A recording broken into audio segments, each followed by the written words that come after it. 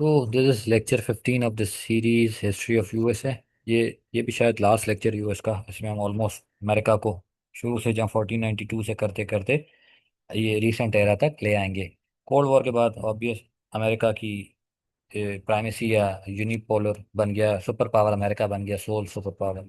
तो हम ये कोल्ड वॉर का लेक्चर करेंगे और इसे ही लास्ट कंसीडर किया जाएगा। अगर कोई होगा तो फिर बाद में ऐड कर दिया जाएगा, बट अभी फिलहाल के लिए this would be the last lecture.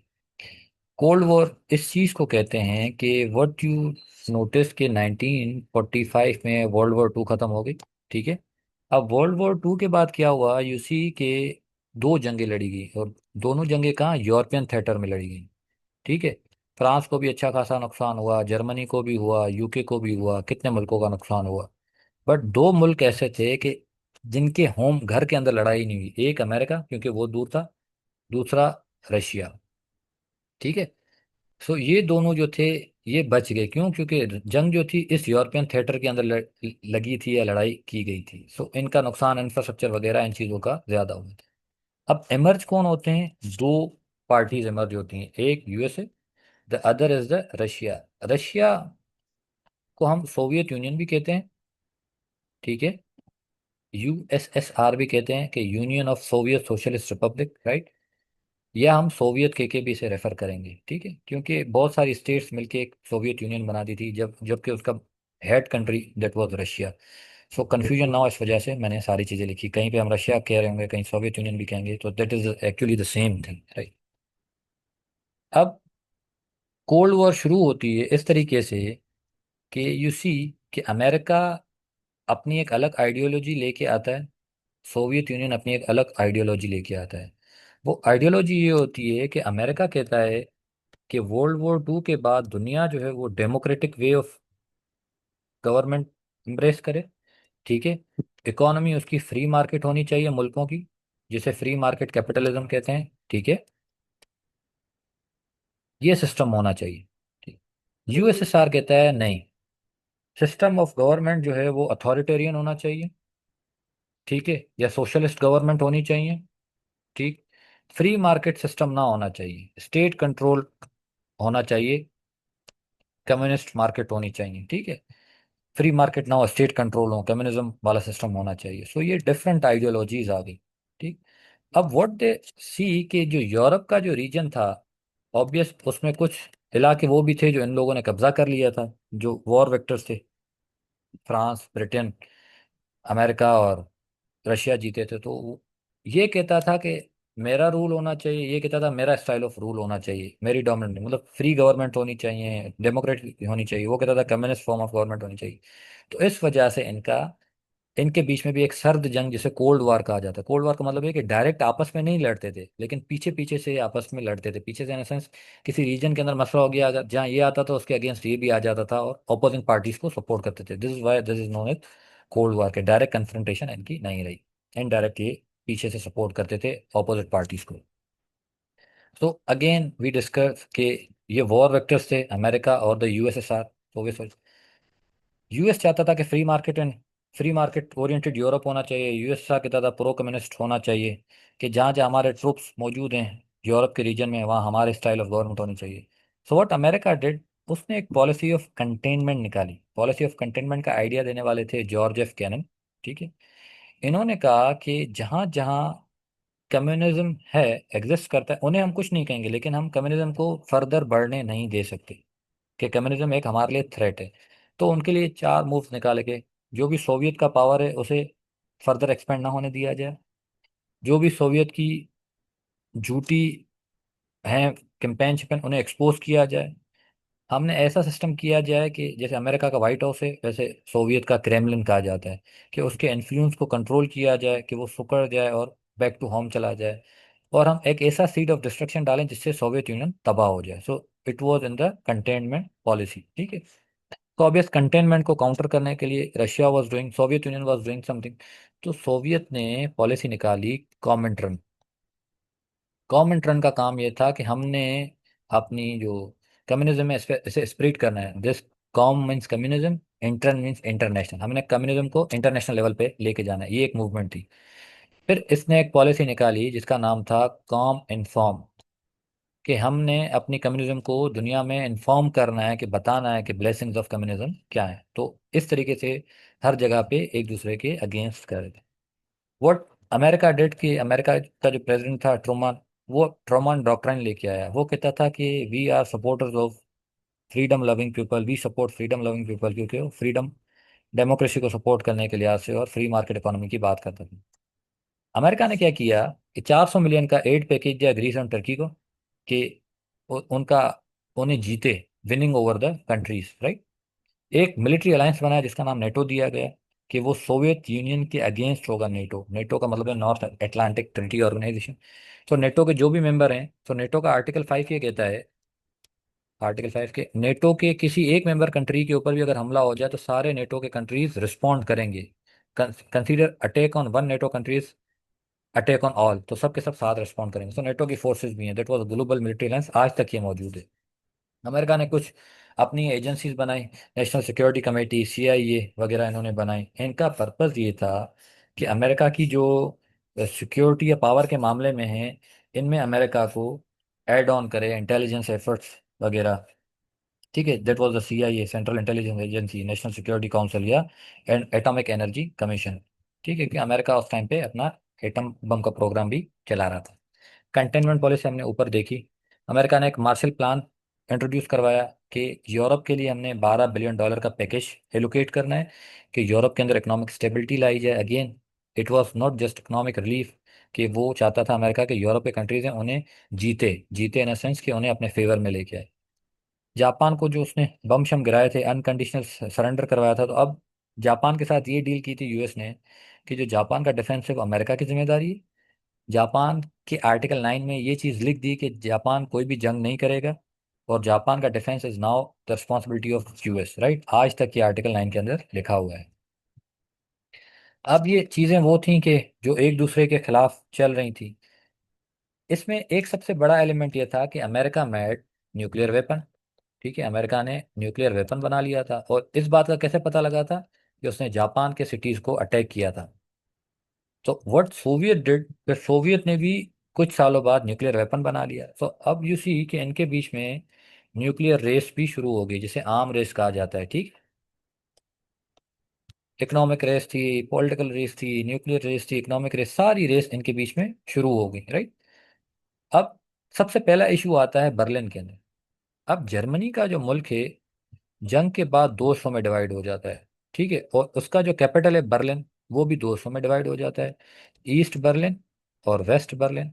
East Berlin का कंट्रोल होता है सोवियत की फोर्सेस के पास।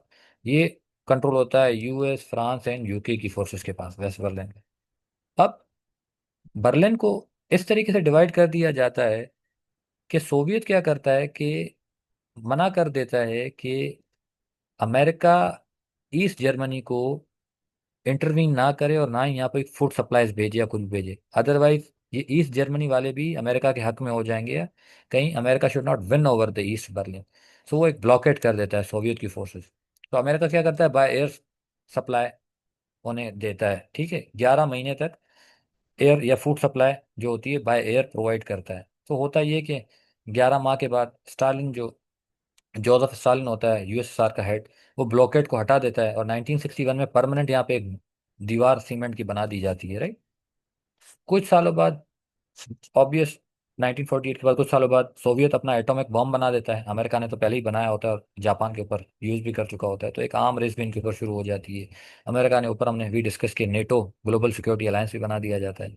1949 में ये होता है कि चाइना के अंदर जो माओ जेडोंग साहब हैं, वो चाइनीज रेवोल्यूशन ले आते हैं, और वहाँ पे कम्युनिस्ट हुकूमत बन जाती है। सो वो रशिया, और रशिया के साथ बॉर्डरिंग में चाइना, तो अमेरिका को एक थ्रेट हो जाता है कि अब ये तो कम्युनिज्म का स्प्रेड बढ़ता जा रहा है, राइट। कंट्रोवर्स की बात करें तो VC, वेस्ट वर्सेस ईस्ट हो जाती है। दुनिया वेस्ट और ईस्ट में डिवाइड हो जाती है। वेस्ट वाले US, यूरोपियन कंट्रीज हो जाते हैं। ईस्ट की बात की जाए तो आपका चाइना, रशिया एंड बाकी सारे कंट्रीज हो जाते हैं। एक तरफ कैपिटलिस्ट फ्रीडम होता है, और दूसरी तरफ कम्युनिस्ट टोटलिटेरियनिज्म होता है।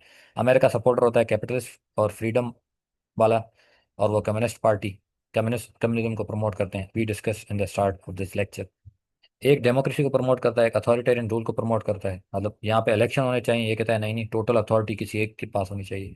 वो नेटो फोर्सेस बनाते हैं, वार्सा पैक्ट बनाते हैं, सिमिलर सॉर्ट अपना एक ग्लोबल मिलिट्री अलायंस की, जो वार्सा पैक्ट के अंदर आएगा, attack on one consider will be attack on all. वो कंटेनमेंट की पॉलिसी लाते हैं, वो कॉम इन्फॉर्म लाते हैं, कॉम इंटरनल लाते हैं। कॉम इकॉन ये कि कम्युनिज्म इकोनॉमीज को भी सपोर्ट करता है, कि जो भी कम्युनिज्म इकोनॉमी को ले आएगा अपने पास तो हम सोवियत उन्हें सपोर्ट करेगा। तो उनकी कंटेनमेंट के खिलाफ ये Cominform, Comecon and Comintern introduce करवाते हैं, ठीक है। फिर obvious it was a cold war, तो दुनिया में जहाँ जहाँ इशू होता था, एक पार्टी को अमेरिका सपोर्ट करता था, दूसरी साइड सोवियत पहुंच जाता था। अगर सोवियत किसी पार्टी को सपोर्ट करता था तो ऑटोमेटिक अमेरिका वहां पहुंच जाता था। सबसे पहला थेटर लगता है कोरिया के अंदर, ठीक है। कोरिया के अंदर थेटर कुछ इस तरह से लगता है कि दिस इज कोरिया, ठीक है। तो यहाँ पे समवेयर रशिया का बॉर्डर लगता है, सोवियत का बॉर्डर लगता है, राइट। सो नॉर्थ की जो फोर्सेस हैं, नॉर्थ के लोग हैं कोरिया के, जो नॉर्थ साइड पे रहते थे, वो किम टू साहब थे, वो उन्हें लीड कर रहे थे, और वो चाहते थे कि कोरिया पूरा एक था। So it was called Korean peninsula, ठीक है। कोरियन पेनिनसुला, तो ये सारा एक मुल्क था। तो नॉर्थ की फोर्सेस ने क्या किया कि कहा कि इस मुल्क के अंदर पूरा कम्युनिज्म आ जाए, तो साउथ के ऊपर अटैक करना शुरू कर दिया। साउथ था वो थोड़ा एंटी कम्युनिस्ट था, ठीक है। सो रशिया सपोर्ट करता था इन्हें, अमेरिका सपोर्ट करने आ गया साउथ वाले लोगों को, ठीक है। अमेरिका ने यूएन की फोर्सेस भेजी कि इस कोरियन पेनिनसुला के अंदर नॉर्थ की जो फोर्सेस हैं उनके अगेंस्ट एक्शन लिया जाए। मैकआर्थर साहब मिलिट्री कमांडर थे, ठीक है। यूएन की फोर्सेस क्या थी, बल्कि अमेरिका साउथ कोरिया के ही लोग थे। तो उन्होंने कहा कि नॉर्थ के लोगों से लड़ा जाए, बट हुआ ये कि कोरियन पेनिनसुला डिवाइड हो गया। आज ऊपर वाले को नॉर्थ कोरिया कहा जाता है और वो कम्युनिस्ट फॉर्म ऑफ गवर्नमेंट में चलता है, नीचे वाले को साउथ कोरिया कहा जाता है, वो डेमोक्रेटिक प्रिंसिपल पे चलता है। और इस बॉर्डर का नाम रख दिया 38 पैरेलल, और आज तक ये कोरिया डिवाइडेड है, राइट। तो कोई भी नहीं जीता यहाँ पे, आधा आधा हो गया मुल्क। अगला सेटर लगता है वियतनाम के अंदर। वियतनाम के अंदर अफगानिस्तान की तरह एक लंबा अरसा जंग चलती है। सो वियतनाम की बात की जाए तो वियतनाम में ये होता है कि हो ची मिन साहब एक कम्युनिस्ट बंदे होते हैं, और वियतनाम फ्रांस की कॉलोनी रह चुका होता है। सो हो ची मिन साहब कहते हैं कि फ्रांस को भगाया जाए, आज़ादी ली जाए, और यहाँ पे कम्युनिस्ट डिक्टेटरशिप वियतनाम के अंदर इंट्रोड्यूस करवाई जाए। अमेरिका के साथ ये मसला था, वो कहता था कि कम्युनिज्म के स्प्रेड को रोकना है। और डोमिनो थ्योरी ये कहती है कि अगर कोई एक मुल्क कम्युनिज्म को एम्ब्रेस कर लेगा या एक्सेप्ट कर लेगा, तो ऑटोमेटिकली बाकी जो हैं वो भी एक्सेप्ट करना शुरू कर देंगे। सो यूएस नहीं चाहता था कि वियतनाम कम्युनिज्म के अंदर चला जाए, कम्युनिज्म को एक्सेप्ट कर ले। So what America did, America ने एक ऑपरेशन इंट्रोड्यूस करवाया, that was operation rolling thunder 1965 में। वो क्या करता था कि जो भी बागी लोग थे, होची मिन साहब जिन्हें लीड कर रहे थे, उनको किसी तरीके से टारगेट करना, ढूंढ के मारना, ठीक है। बट प्रॉब्लम ये था कि कैसे पता लगे कि बागी कौन है और सिविलियन कौन है? कौन लड़ना चाहता है और कौन लड़ना नहीं चाहता? और अमेरिका के अंदर भी प्रोटेस्ट और एहतजाज शुरू हो गए कि भाई आप पराये मसलों में क्यों इन्वॉल्व हो रहे हैं और सिविलियन लोग मर रहे हैं, राइट। मजबूरी में क्या हुआ कि जो अमेरिका के जो प्रेसिडेंट थे रिचर्ड निक्सन, और अमेरिका के सेक्रेटरी ऑफ स्टेट थे हेनरी किसिंजर, उन्होंने कहा कि हमने अमेरिका के इन्वॉल्वमेंट को ख़त्म करना है वियतनाम में, और लेट वियतनाम भी वियतनामाइज्ड, मतलब वियतनाम को वियतनाम बनने दो, ठीक है। और हुआ ये कि वियतनाम भी जीत हो गई कम्युनिस्ट पार्टी की, और हो ची मिन साहब जीत गए और एज लीडर इमर्ज हो गए। पेरिस एग्रीमेंट साइन किया गया वियतनाम का, और 1973 में अमेरिका ने एग्जिट ले लिया वियतनाम चैप्टर से, ठीक है। सिमिलर स्टोरी अफगानिस्तान में भी हमने देखी थी कि अमेरिका ने एग्रीमेंट दोहा में साइन करके अफगानिस्तान से भी एग्जिट ले लिया, right. This was in the Vietnam war. अब आते हैं अफगान वॉर के अंदर। तीसरा वॉर लगती है अफगानिस्तान के अंदर। व्हाट हैपेंड कि जो आपकी यूएसएसआर या सोवियत यूनियन होता है, वो इतना बड़ा होता है, सोवियत यूनियन, कि उसके बॉर्डर्स जो हैं, this is Afghanistan, this is Pakistan, this is Iran, ठीक है। और नीचे जो है ये समंदर है आपका, अरबियन सी, राइट। सो ये जो आपके सेंट्रल एशियन कंट्रीज हैं, central Asian region, Tajikistan, Turkmenistan, Azerbaijan या उज्बेकिस्तान, किर्गिस्तान, ये आजकल का रशिया, तो ये सारा का सारा सोवियत यूनियन में आता था, ठीक है। कोई 14 से 15 कंट्रीज थे जो मिलकर सोवियत यूनियन बनाते थे, ठीक है। So what Soviet union did कि उसने अफगानिस्तान के अंदर 1979 के अंदर इन्वेड कर दिया, 1979 के अंदर। सेम ईयर 1979 में ईरान के अंदर इस्लामिक रेवोल्यूशन आ गया था, इमाम खुमैनी साहब यहाँ पे रेवोल्यूशन लेके आए थे। तो अमेरिका को डर था कि ईरान तो हमारे हाथ से चला गया, कि जो हमारा यहाँ पे लीडर था, रजा शाह पहलवी, वो प्रो यूएस था। अब इमाम खुमैनी आ गए, ही वॉज एंटी यूएस। तो ऐसा ना हो कि अफगानिस्तान भी हाथ से चला जाए, तो इस पूरा रीजन जो है रशिया को मिल जाए, एंड रशिया को एक्सेस मिल जाए इंडियन ओशन का। इंडियन ओशन का जो पानी है that is called hot waters. Hot water इस वजह से कहा जाता है कि this ocean, Indian ocean is the only ocean जे जो साल के 12 महीने नेविगेबल होता है। नेविगेबल का मतलब यहाँ पे शिप्स वगैरह नेविगेट कर सकते हैं। बाकी जितने भी ओशन हैं वहाँ पे या तो आपको पायरेट्स, डाकुओं का मसला होता है, या फिर समंदर का या आइस शीट का मसला होता है, ठीक है। तो Indian ocean is the only that is hot water, जिसे नेविगेबल भी कहते हैं। तो अमेरिका को ये डर था कहीं रशिया को एक्सेस हॉट वाटर्स का ना मिल जाए, और अफगानिस्तान के अंदर कहीं कम्युनिज्म ना आ जाए। सोवियत जैसे ही अफगानिस्तान के अंदर 1979 में इन्वेट करता है, और अमेरिका भी आ जाता है यहाँ पर। अमेरिका क्या करता है इस रीजन के अंदर, let suppose this is Afghanistan, Soviet यहाँ से नॉर्थरन अलायंस को सपोर्ट करता है, और अमेरिका क्या करता है मुजाहिदीन को सपोर्ट करता है अगेंस्ट द नॉर्दर्न अलायंस, ठीक है। इन्हें सपोर्ट करने वाले यूएसएसआर, इन्हें सपोर्ट करने वाला यूएस, राइट। सो इस तरीके से इनकी जंग लगती है। 1989 में यहाँ पे यूएसएसआर जो है वो होम फ्रंट में भी उन्हें मसला मसाइल होता है, और पॉलिसीज के इशू होते हैं, तो यूएसएसआर यहाँ से एग्जिट कर लेता है 1989 में। और यहाँ पे कौन लोग जीत जाते हैं, मुजाहिदीन जीत जाते हैं। ये मुजाहिदीन वही हैं जो आजकल के तालिबान हैं, जिन्हें यूएस ने बनाया, और ये बाद में जाके यही मुजाहिदीन जाके अमेरिका से लड़ाई करते हैं, और सारा रोला इनका रहता है।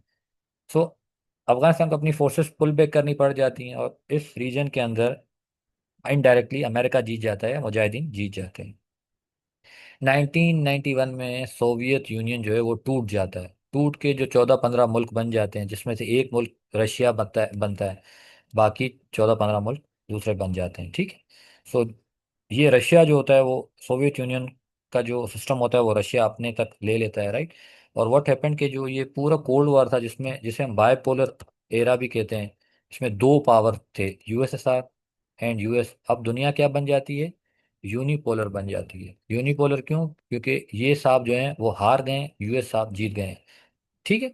So this becomes the situation of the world, कि किस तरीके से अमेरिका सोल सुपर पावर बन जाता है। थोड़ा सा इस चीज़ को हम एक्सटेंड कर देंगे वो इस तरह से कि जब 1991 में सोवियत यूनियन डिसमेंबर हो जाता है, अमेरिका सुपर पावर बन जाता है, तो व्हाट हैपेंड कि 1991 से लेके 2001 तक अमेरिका अपनी फुल सुपर पावर को एंजॉय करता है। फिर 2001 में क्या होता है, 9/11 के अटैक्स होते हैं। 9/11 के अटैक्स ये होते हैं कि अमेरिका की मेनलैंड के अंदर कुछ अटैक्स होते हैं कुछ जगहों पे। अमेरिका कहता है कि दिस मीन्स के America is no safer, so we need to do something, ठीक है। सो 2001 में उसे पता लगता है कि जो अटैक हुआ है वो अलकायदा ने किया है, ठीक है। अलकायदा कहाँ से ऑपरेट हो रहा है, इराक और अफगानिस्तान से, ठीक है। तो अमेरिका कहता है कि जिन मुजाहिदीन को हम छोड़ आए थे, ये मुजाहिदीन ही इनका पार्ट है, ठीक है। फिर 2001 में अमेरिका क्या करता है, इराक के ऊपर भी ऑपरेशन करता है, अफगानिस्तान के भी अंदर ऑपरेशन करता है। जो अफगानिस्तान के ऊपर ऑपरेशन करता है उसका नाम रखता है ऑपरेशन इंड्योरिंग फ्रीडम, ठीक है। और जो इराक के ऊपर करता है उसका नाम रखता है ऑपरेशन इराकी फ्रीडम, ठीक है। अब अमेरिका चाहता है कि यहाँ से अफगानिस्तान के अंदर से मुजाहिदीन जो कि तालिबान बन चुके हैं इनको ख़त्म करें, और इनडायरेक्टली अलकायदा को, और इराक के अंदर सद्दाम को किसी तरह तरह से ख़त्म करें, कि इस रीजन के अंदर जो सेफ हेवन्स दी गई हैं टेररिस्ट को, अलकायदा वालों को या आईएसआईएस वालों को, किसी तरीके से उन्हें एलिमिनेट करना है, ठीक है। तो इराक से तो एग्जिट कर जाता है सद्दाम की फांसी के बाद, बट अफगानिस्तान के अंदर वो 2020 ऑनवर्ड जो है एग्जिट करता है under the Trump era, UC के दोहा एग्रीमेंट साइन होता है, और आखिर अमेरिका को तालिबान के आगे एग्जिट करना पड़ता है, सरेंडर करना पड़ता है, और वो अफगानिस्तान का रीजन छोड़ देते हैं, राइट। अगर इस कोल्ड वॉर को थोड़ा पढ़ा जाए तो आईआर का लेक्चर 18 है, दैट इज मच डिटेल्ड, क्योंकि ये जो सीरीज है that series is of US, तो हमने मेनली यूएस का रोल पढ़ा है। But lecture 18 from IR recommend इस वजह से कि वो अगर आपको इंटरेस्ट हो तो वो आपको एक कॉम्प्रिहेंसिव आइडिया देगा regarding whole cold war and उसके बाद क्या होगा, right. So this series end here. Thank you.